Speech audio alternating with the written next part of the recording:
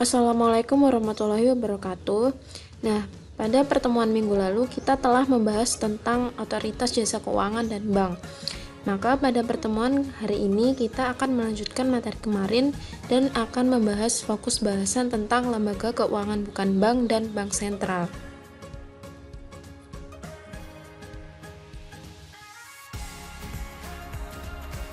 Pengertian lembaga keuangan bukan bank atau LKBB adalah badan usaha yang melakukan kegiatan dalam bidang keuangan yang secara langsung atau tidak langsung menghimpun dana dari masyarakat dan menyalurkannya kembali kepada masyarakat.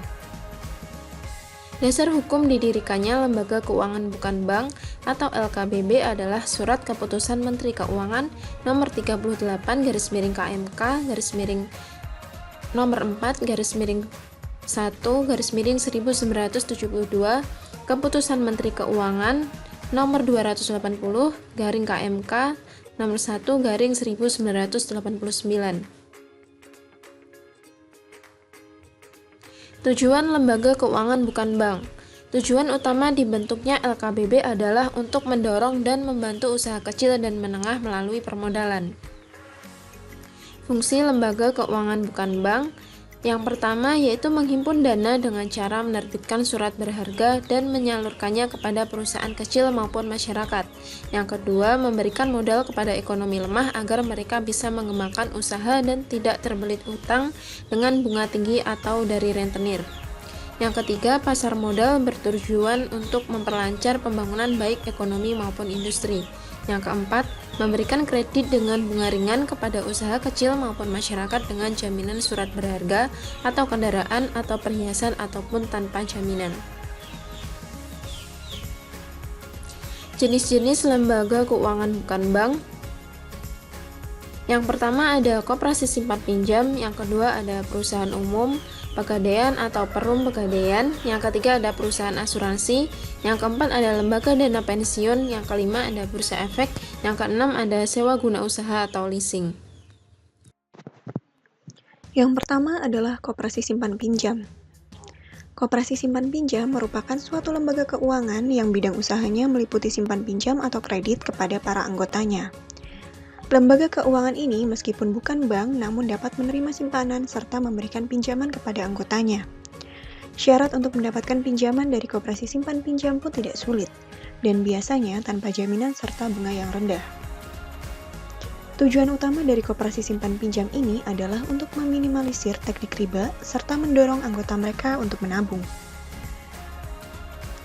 Yang kedua adalah perusahaan umum pegadaian atau perum pegadaian. Pegadaian merupakan perusahaan umum milik pemerintah yang memberikan pinjaman kepada perseorangan atau golongan ekonomi bawah yang besaran pinjamannya ditentukan oleh barang jaminan. Seseorang bisa menggunakan uang pinjaman dari pegadaian untuk keperluan apa saja, karena pegadaian tidak merinci persoalan penggunaan uang, sehingga dapat digunakan untuk keperluan usaha, perdagangan, bahkan kebutuhan rumah tangga. Jaminan untuk mendapatkan pinjaman dari pegadaian bisa bermacam-macam seperti surat tanah, perhiasan, kendaraan bermotor, alat elektronik, dan lain sebagainya. Fungsi lembaga keuangan bukan bank yaitu pegadaian adalah agar masyarakat terhindar dari praktek rentenir dan terhindar dari pinjaman dengan bunga tinggi. Selanjutnya adalah perusahaan asuransi. Perusahaan asuransi merupakan lembaga yang menghimpun dana melalui penarikan premi asuransi dan menjanjikan agar akan memberi sejumlah ganti rugi apabila terjadi suatu peristiwa atau musibah yang menimpa pihak yang ikut program asuransi. Peranan yang penting antara lain, menambah lapangan kerja bagi masyarakat, mengurangi kekhawatiran dalam kehidupan masyarakat, mengurangi kerugian yang ditanggung masyarakat, dan memperlancar kegiatan ekonomi masyarakat. Yang keempat adalah lembaga dana pensiun. Dana pensiun adalah sekumpulan aset yang dikelola dan dijalankan oleh suatu lembaga untuk menghasilkan suatu manfaat pensiun, yaitu suatu pembayaran berkala yang dibayarkan kepada peserta pada saat dan dengan cara yang ditetapkan dalam ketentuan yang menjadi dasar penyelenggaraan program pensiun, di mana pembayaran manfaat tersebut dikaitkan dengan pencapaian usia tertentu. Yang kelima adalah bursa efek.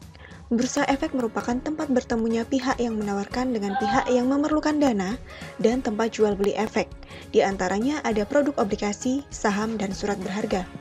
Fungsi dan tujuan didirikannya bursa efek adalah untuk menghimpun dana lewat penjualan surat berharga atau efek, guna membiayai kegiatan-kegiatan yang produktif. Yang keenam yaitu sewa guna lahan atau leasing. Sewa guna lahan adalah kegiatan pembiayaan dalam bentuk penyediaan barang modal baik secara guna usaha dengan hak opsi maupun sewa guna usaha tanpa hak opsi untuk digunakan oleh lessee selama jangka waktu tertentu berdasarkan pembayaran secara berkala. Pihak-pihak yang terlibat dalam leasing adalah yang pertama, lessor. Perusahaan leasing atau pihak yang memberikan jasa pembiayaan kepada pihak lessee dalam bentuk barang modal. Yang kedua, lessee. Perusahaan atau pihak yang memperoleh pembiayaan dalam bentuk barang modal dari lessor. Yang ketiga, supplier. Perusahaan atau pihak yang mengadakan dan menyediakan barang untuk dijual kepada lessee dengan pembayaran secara tunai oleh lessor. Yang terakhir yaitu bank. Dalam suatu perjanjian atau kontrak leasing, pihak bank adalah sebagai kreditor, tidak terlibat secara langsung dalam kontrak leasing, namun pihak bank memegang peranan dalam hal menyediakan dana kepada lessor terutama dalam mekanisme leverage lease di mana sumber dana pembiayaan lessor diperoleh melalui kredit bank. Prinsip LKBB. Prinsip ini digunakan oleh LKBB antara lain memegang prinsip mengenal nasabah. Prinsip mengenal nasabah adalah prinsip yang diterapkan LKBB untuk mengetahui latar belakang dan identitas nasabah serta melaporkan transaksi keuangan mencurigakan serta transaksi yang dilakukan secara tunai, termasuk transaksi yang terkait dengan pekerjaan kegiatan bank.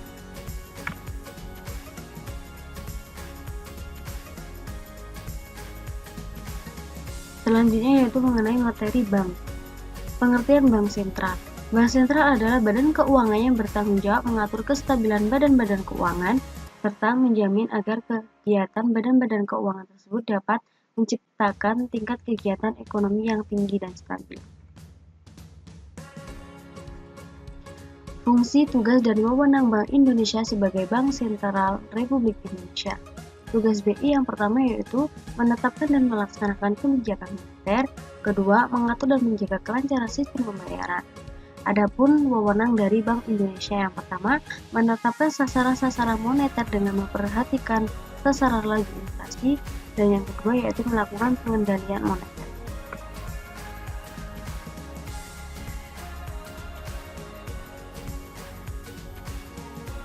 Peran Bank Indonesia dalam stabilitas sistem keuangan.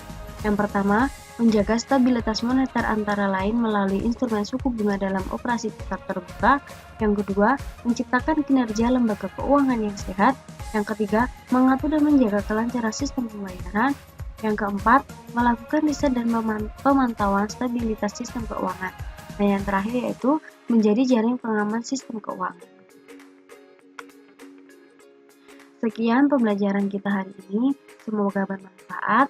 Tetap stay at home, jaga kesehatan, patuhi protokol COVID. See you!